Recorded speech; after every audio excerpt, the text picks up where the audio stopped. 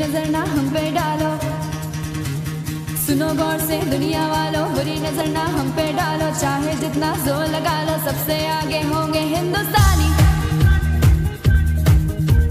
सुनो गौर से दुनिया वालों, बुरी नजर ना हम पे डालो, चाहे जितना जोर लगा लो, सबसे आगे होंगे हिंदुस्तानी। हिंदुस्तानी हमने कहा है, तुम भी कहो, हमने कहा है जो तुम भी कहो। आओ हम मिलजुल के बोले अब तो यारा, अपना चाहा है सबसे प्यारा। आओ हम मिलजुल के बोले अब तो यारा, अपना चाहा है सबसे प्यारा। हमने कहा है जो तुम भी कहो।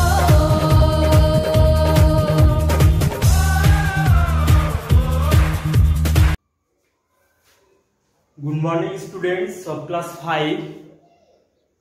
তো দেখো, আশা করি বাড়িতে সবাই ভালো আছো এবং সুস্থ আছো। তো আজকে দেখো আমরা শুরু করছি যে এদের ক্ষেত্রফল বা এদের তল পরিমাণ, পঞ্চম শ্রেণী, আর হচ্ছে তোমাদের প্রশ্নমালা 39, one line class number 1। Date হচ্ছে 10/9/2020। কেসিন আগের পৃষ্ঠা নম্বর 168 পেজ। অর্থাৎ তোমরা লক্ষ্য করো যে 168 পেজে যে অঙ্ক আছে এখান থেকে আমি স্টার্ট করছি, ওয়ান লাইন ক্লাস নম্বর 1। ওকে,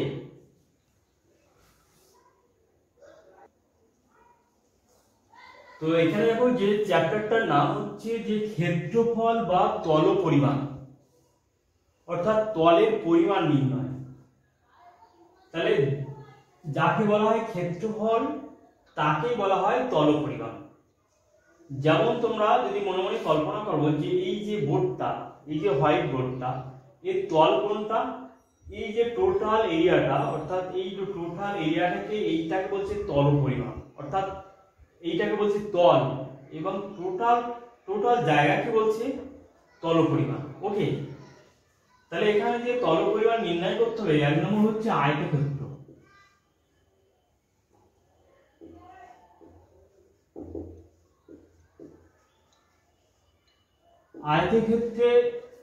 আয়তক্ষেত্র দেখো কেমন চিত্র মানে হবে, যেখানে এইরকম একটা চিত্র হবে,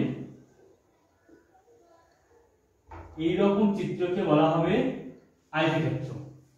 সংজ্ঞাটা আমরা কি লিখতে পারি, যে চতুর্ভুজের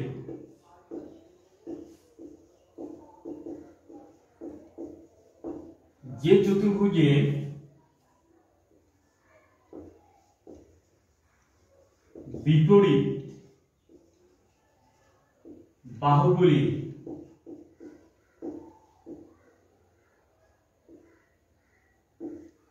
দৈর্ঘ্য সমান, যে চতুর্ভুজের বিপরীত বাহুগুলি দৈর্ঘ্য সমান এবং সমান্তরাল,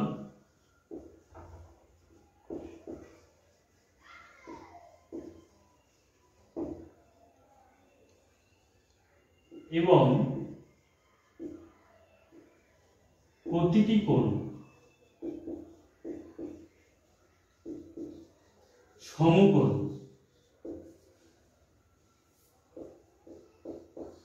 সেই চতুর্ভুজকে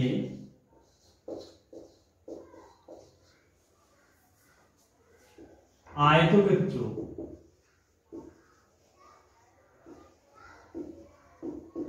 বলে। যে চতুর্ভুজের বিপরীত বাহুগুলির দৈর্ঘ্য সমান এবং সমান্তরাল এবং প্রতিটি কোণ সমকোণ, সেই চতুর্ভুজকে আয়তক্ষেত্র বলে।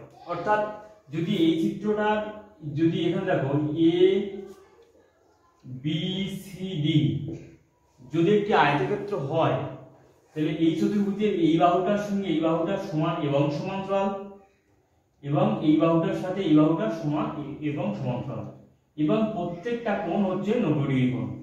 এই প্রত্যেকটা কোণ হচ্ছে 90 ডিগ্রি। ওকে, প্রত্যেকটা কোণকে আমরা বলবো যে 90 ডিগ্রি কোণ। ঠিক আছে।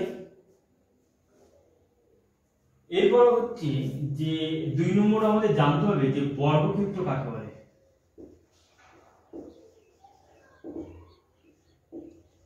যে চতুর্ভুজের প্রতিটি বাহু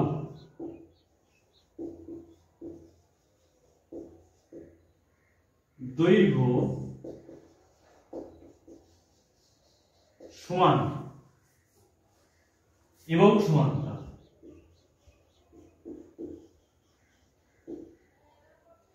যে চতুর্ভুজের প্রতিটি বাহুর দৈর্ঘ্য সমান এবং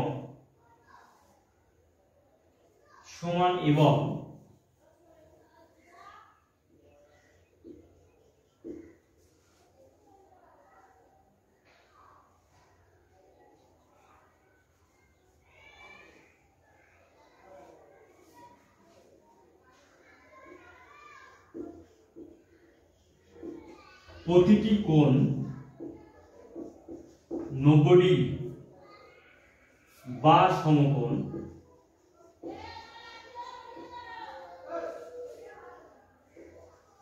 এবং কর্ণ দুটি সমান,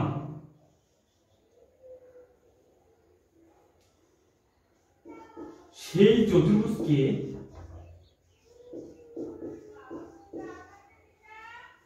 বর্গক্ষেত্র বলে। তাহলে কি লিখলাম দেখো, যে চতুর্ভুজের প্রতিটি বাহুর দৈর্ঘ্য সমান এবং প্রতিটি কোণ 90 ডিগ্রি বা সমকোণ এবং কর্ণ দুটি সমান, সেই চতুর্ভুজকে বর্গক্ষেত্র বলে।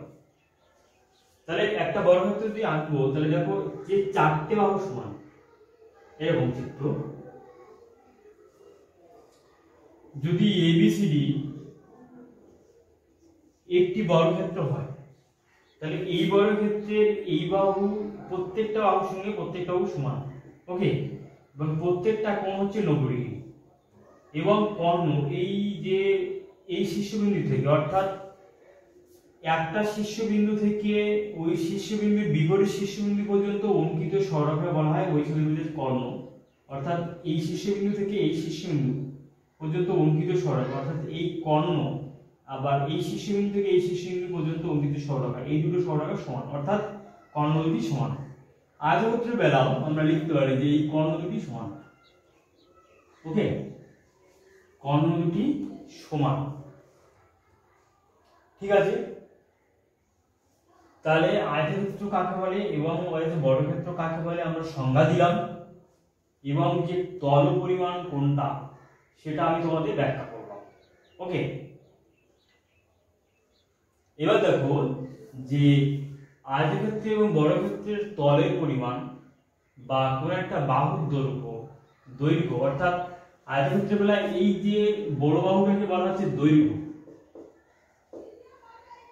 তাহলে এটাও দৈর্ঘ্য হবে, এটা হবে দৈর্ঘ্য, এবং এই ছোট বাহুকে বলা হবে প্রস্থ,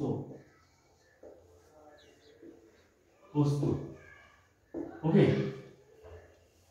তাহলে তোমরা জানতে পারলে যে কোনটা হচ্ছে আয়তক্ষেত্রের দৈর্ঘ্য, কোনটা হচ্ছে প্রস্থ, এবং হচ্ছে এই বর্গক্ষেত্রে দৈর্ঘ্য প্রস্থ 4টি সমান, এই যে এই দুটো জিনিস সমান, দৈর্ঘ্য এবং প্রস্থ সমান। আয়তক্ষেত্রের বেলায় আমরা লিখব দৈর্ঘ্য নট ইকুয়াল টু প্রস্থ, আয়তক্ষেত্রের বেলায়, ঠিক আছে। বর্গক্ষেত্রের বেলায় আমরা লিখব যে দৈর্ঘ্য ইকুয়াল টু প্রস্থ, এই জিনিসটা খেয়াল রাখবে। বর্গক্ষেত্রের বেলায় দৈর্ঘ্য ইকুয়াল টু প্রস্থ, আয়তক্ষেত্রের বেলায় হচ্ছে দৈর্ঘ্য নট ইকুয়াল টু প্রস্থ, ঠিক আছে। তাহলে এই মোটামুটি সংক্ষিপ্ত একটা আইডিয়া তোমাদের দিলাম আয়তক্ষেত্র এবং বর্গক্ষেত্র সম্বন্ধে, ওকে। এরপরে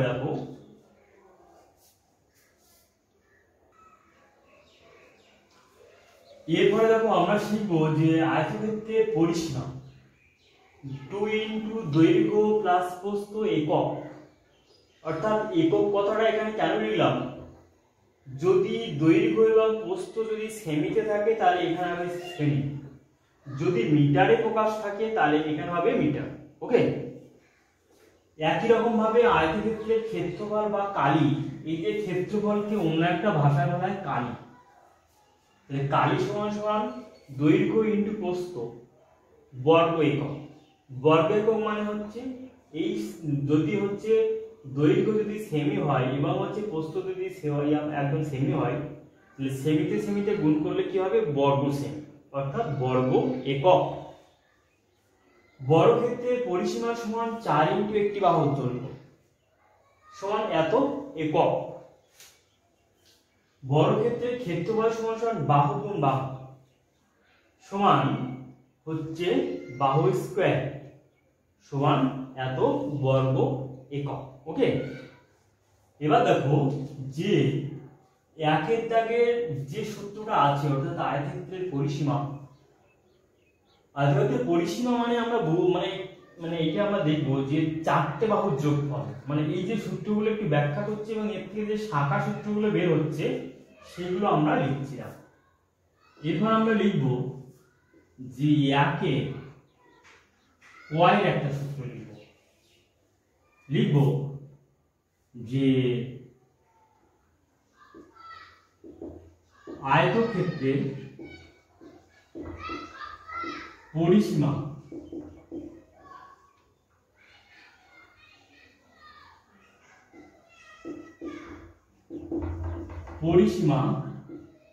সমান 2 ইন্টু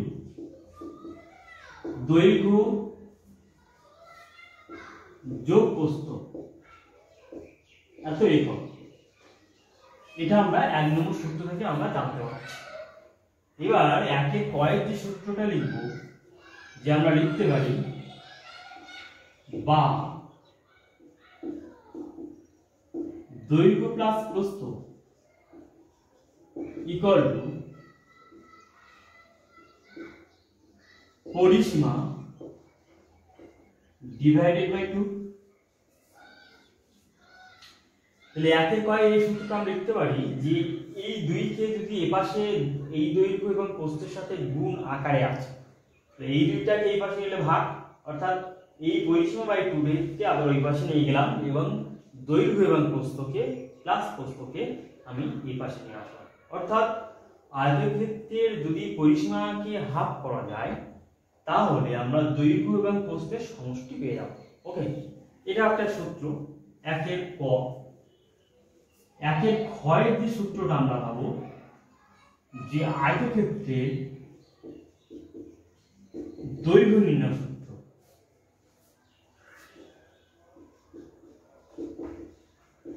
পরিসীমা বাই 2 মাইনাস প্রস্থ। লিখতে পারি যে আয়তক্ষেত্রের দৈর্ঘ্য প্রস্থের সমষ্টি হচ্ছে ওই আয়তক্ষেত্রের পরিসীমার অর্ধেক, এবং এই সূত্র থেকে আমরা পাই আবার ক্ষয়ের সূত্র যে আয়তক্ষেত্রের দৈর্ঘ্য সমান সমান এই পরিসীমা বাই 2 মাইনাস প্রস্থ, অর্থাৎ এই প্রস্থ এই পাশে প্লাস, এই সমান সমান চিহ্নের ওই পাশে গেলে মাইনাস। একই রকম ভাবে গয়ের একটা সূত্র পাই আমরা যে আয়তক্ষেত্রের প্রস্থ ইকুয়াল টু পরিসীমা ডিভাইডেড বাই 2 মাইনাস দৈর্ঘ্য। ঠিক আছে, তাহলে এই যে সূত্রটা আয়তক্ষেত্রের পরিসীমা নির্ণয়ের যে মেইন সূত্র, এই মেইন সূত্রটা থেকে আমরা এই একটা দুটো তিনটে সূত্র পাই। কোনো কোনো অঙ্কের ক্ষেত্রে যে আয়তক্ষেত্রের পরিসীমা দেওয়া থাকবে এবং প্রস্থ দেওয়া থাকবে, তাহলে তোমরা এই সূত্রের সাহায্যে তোমরা অবশ্যই নির্ণয় করবে। আবার কোনো কোনো অঙ্কের ক্ষেত্রে এই পরিসীমা দেওয়া থাকলে তারপরে বলবে ওখানে প্রশ্নে যে ওই আয়তক্ষেত্রের দৈর্ঘ্য এবং প্রস্থের সমষ্টি নির্ণয় করো বা যোগফল নির্ণয় করো, তাহলে তোমরা এইভাবে নির্ণয় করবে। আবার কোনো কোনো অঙ্কের ক্ষেত্রে কোনো আয়তের ক্ষেত্রে মানে একদম পরিসীমা দেওয়া থাকবে এবং দৈর্ঘ্য দেওয়া থাকবে, তাহলে ওই আয়তক্ষেত্রের প্রস্থ আমরা এই সূত্রের সাহায্যে আমরা নির্ণয় করতে পারি। ঠিক আছে, তাহলে এই সূত্রগুলো তোমরা খাতায় সবাই নোট করে নাও, খুবই ইম্পর্টেন্ট সূত্র। তাহলে আয়তক্ষেত্রে পরিমাপ সংক্রান্ত যে সমস্ত সূত্রাবলী আমরা আলোচনা করলাম, এবার হচ্ছে ক্ষেত্রফল থেকে আমরা সূত্র লিখব। দেখো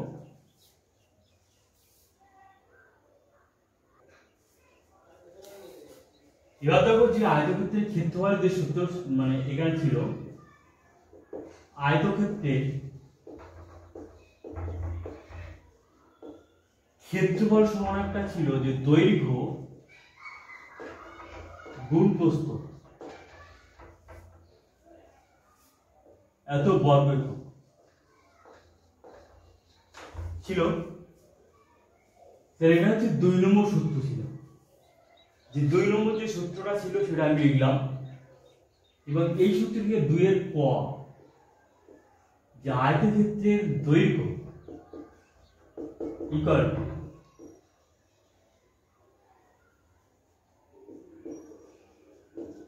ক্ষেত্রফল ভাগ প্রস্থ, এটা আমরা লিখতে পারি। যে আয়তক্ষেত্রের ক্ষেত্রফল সমান সমান হচ্ছে দৈর্ঘ্য গুণ প্রস্থ এত বর্গ একক।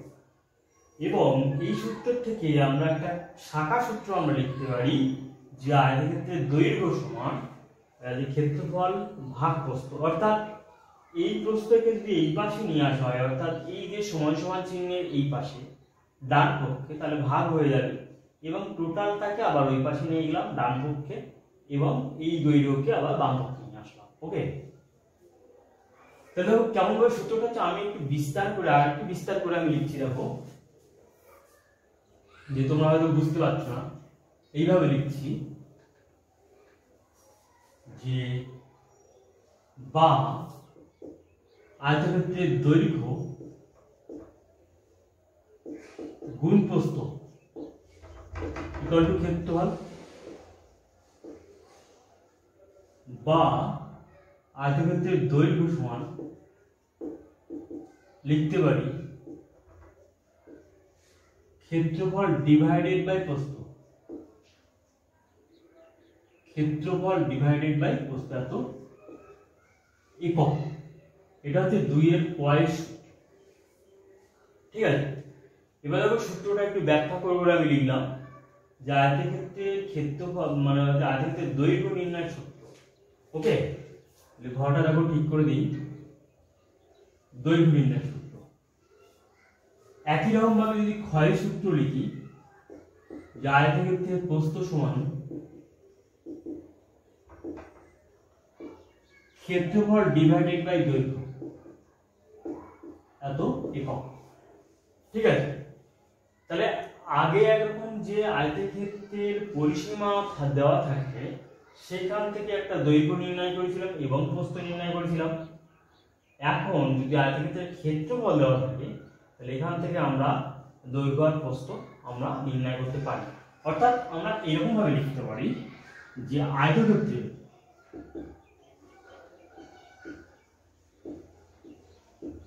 আয়তক্ষেত্রে দৈর্ঘ্য সমান সমান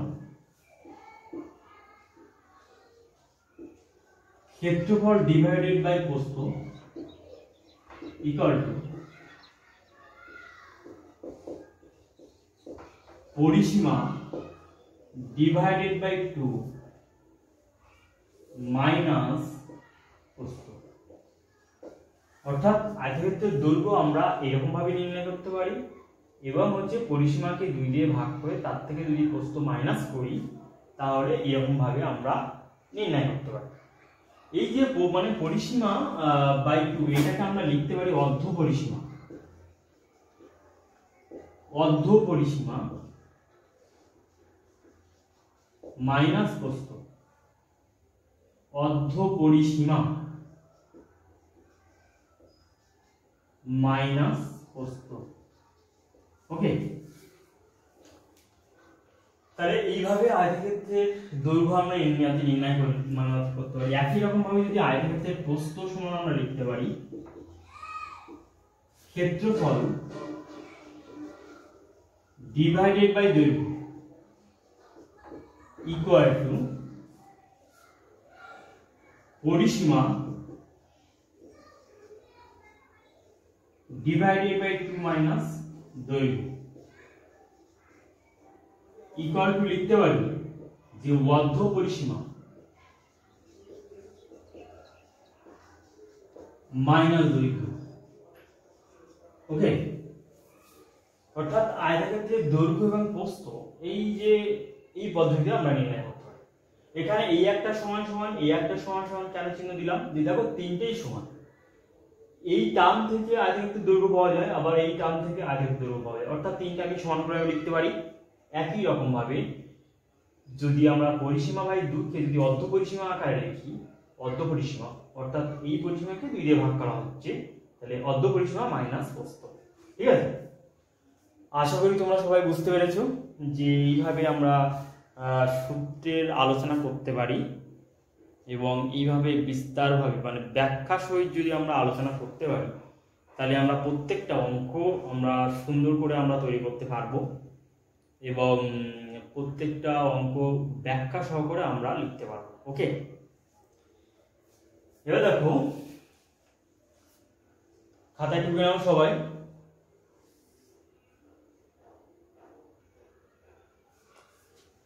এরপরে লক্ষ্য যে আয়তক্ষেত্রের কর্ণের দৈর্ঘ্য, অর্থাৎ আয়তক্ষেত্রের কর্ণের দৈর্ঘ্য নির্ণয়ের সূত্র দৈর্ঘ্য স্কয়ার প্লাস প্রস্থ স্কয়ার, তার টোটালটা রুট ওভার করতে, অর্থাৎ বর্গমূল নির্ণয় করতে হবে এত একক।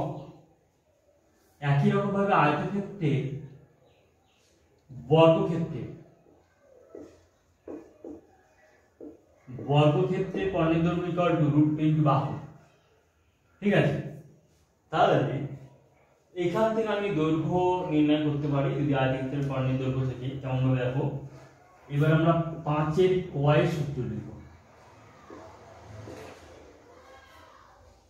যে কর্ণের দৈর্ঘ্য যে আয়তক্ষেত্রের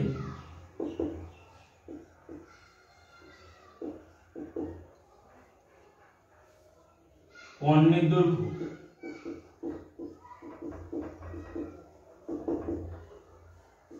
রুট ওভার দৈর্ঘ্য স্কয়ার প্লাস প্রস্থ স্কয়ার এত একক। বা আমি লিখতে পারি রুট ওভার দৈর্ঘ্য স্কয়ার প্লাস প্রস্থ স্কয়ার ইকুয়াল টু কর্ণ। বা আমি লিখতে পারি দৈর্ঘ্য স্কয়ার প্লাস প্রস্থ square equal to Karna square. এখানে দেখো যে পাশে বর্গমূল আর যদি উভয় পক্ষে যদি বর্গ করা হয় তাহলে এই বর্গমূল চিহ্নটা থাকবে না। ঠিক আছে, কেন থাকছে না দেখো এখানে আমি বলছি। এখানে তোমরা লিখতে পারো যে উভয় পক্ষকে বর্গ করে পাই, অর্থাৎ এটা এখান থেকে আমি দৈর্ঘ্য নির্ণয় করব এবং হচ্ছে মানে একদম হচ্ছে প্রস্থ নির্ণয় করব। এটা একটু মানে উঁচু ক্লাসের জিনিস, তা হলেও আমি তোমাদের ব্যাখ্যা করছি যে এখন থেকে যদি প্র্যাকটিস করে রাখো তাহলে খুবই ভালো হবে। যে এই যে রুট ওভার, রুট মানে কি এখানে একটু দেখিয়ে দিচ্ছি আমি, যে রুটের মান অর্থাৎ এই যে বর্গমূল চিহ্নের মান হচ্ছে হাফ, 1/2।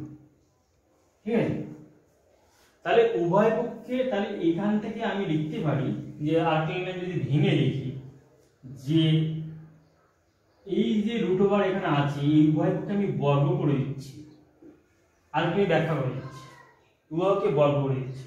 রুটের মান কত বললাম, হাফ। তাহলে বা এখানে লিখতে পারি দৈর্ঘ্য স্কয়ার প্লাস প্রস্থ স্কয়ার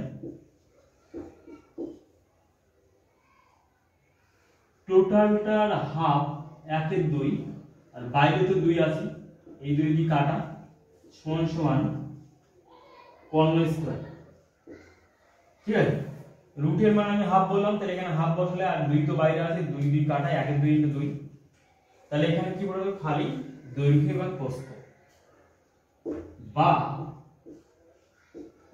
দৈর্ঘ্য স্কয়ার প্লাস প্রস্থ square equal to Karna square বা দৈর্ঘ্য square equal to Karna square minus প্রস্থ স্কোয়ার। তাহলে অতএব দৈর্ঘ্য সমান সমান লিখতে পারি আমরা যে রুট ওভার কর্ণ স্কোয়ার মাইনাস প্রস্থ স্কোয়ার এত একক লিখতে পারি আমরা।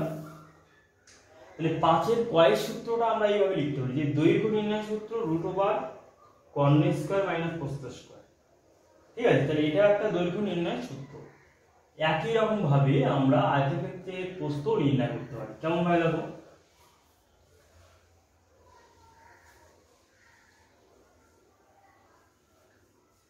একই রকম ভাবে যে আমরা লিখতে পারি যে 5-এর ক্ষয়ের সূত্র যে প্রস্থ সমান সমান রুট ওভার কর্ণ স্কোয়ার মাইনাস দৈর্ঘ্য, এখানে হবে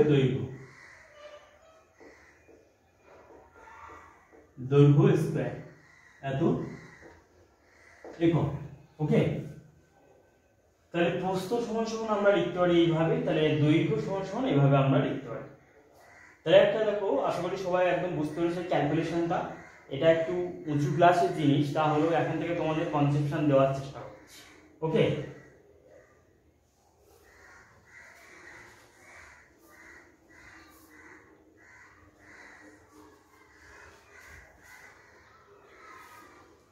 তাহলে দেখো একটা ফাইনালাইজ আমরা লিখতে পারি, একদম ফাইনাল সূত্র। হ্যাঁ, যে ফাইনাল ভাবে যে আয়তক্ষেত্রের দৈর্ঘ্য এবং প্রস্থ যে কেমন ভাবে আমরা নির্ণয় করে আমরা লিখছিলাম।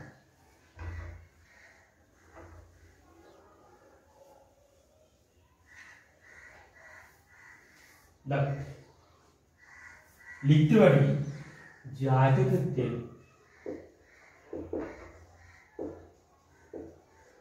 ফাইনাল সূত্র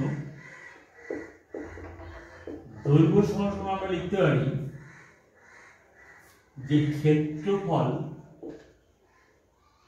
ডিভাইডেড বাই প্রস্থ ইকুয়াল টু বদ্ধ পরিসীমা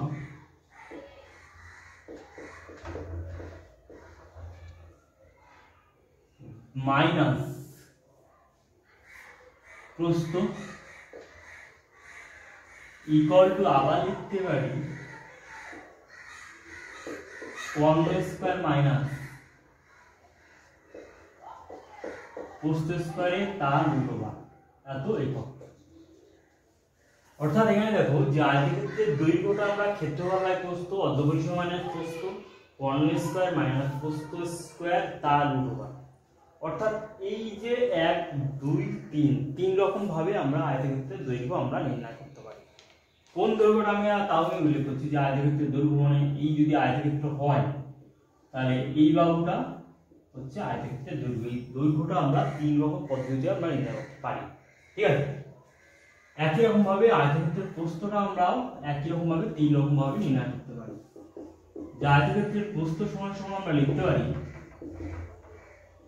যে ক্ষেত্রফল ডিভাইডেড বাই দৈর্ঘ্য ইকুয়াল টু বদ্ধ পরিসীমা মাইনাস দৈর্ঘ্য ইকুয়াল টু লিখতে পারি আমরা লিখতে পারি কর্ণ স্কোয়ার মাইনাস দৈর্ঘ্য স্কোয়ার তার রুট ওভার এত একক। ঠিক আছে, তাহলে আয়তক্ষেত্রের প্রস্থ আমরা একরকম দু রকম তিন রকম এই তিন রকম পদ্ধতিতে আমরা নির্ণয় করতে পারি। একই রকম ভাবে আয়তক্ষেত্রের দৈর্ঘ্য আমরা তিন রকম ভাবে আমরা নির্ণয় করতে পারি। আশা করি মানে তোমরা সূত্রগুলো সম্পূর্ণ একদম ব্যাখ্যাটা একদম আন্দাজ করতে পারলে। এবং হচ্ছে এই ভিডিওটা কি করবে যে তোমাদের বলি যে এই ভিডিওটা প্রথমে লাইক করবে, শেয়ার করবে, সাবস্ক্রাইব করবে এবং press bell icon, press bell, তাহলে লাইক, শেয়ার, সাবস্ক্রাইব এবং প্রেস বেল, এই 4টে জিনিস করবে। করলে পরে ভিডিও আমি যখন আপলোড করব ইউটিউবে তখন তোমাদের লিঙ্ক না পাওয়া সত্ত্বেও তোমরা পেয়ে যাবে। ওকে, তাহলে আজকের অনলাইন ক্লাস নম্বর 1 এই পর্যন্ত এন্ড থাকবে। পরের ভিডিওতে সূত্রগুলো আর কিছু অংশ বাকি আছে সেইগুলো একটু আলোচনা করে আমি অঙ্কের দিকে চলে যাবো। অর্থাৎ 39 প্রশ্নমালা যেটা আছে, যে তোমাদের পেজ নাম্বার 172 পেজে 39 প্রশ্নমালা থেকে এরপরে ভিডিওতে আমি স্টার্ট করব। তার আগে কিছু সূত্র বাকি আছে, সেই সূত্রগুলো আমি তোমাদের উল্লেখ করব, করে আমি পরের ভিডিওতে চলে যাব। ওকে, বাই।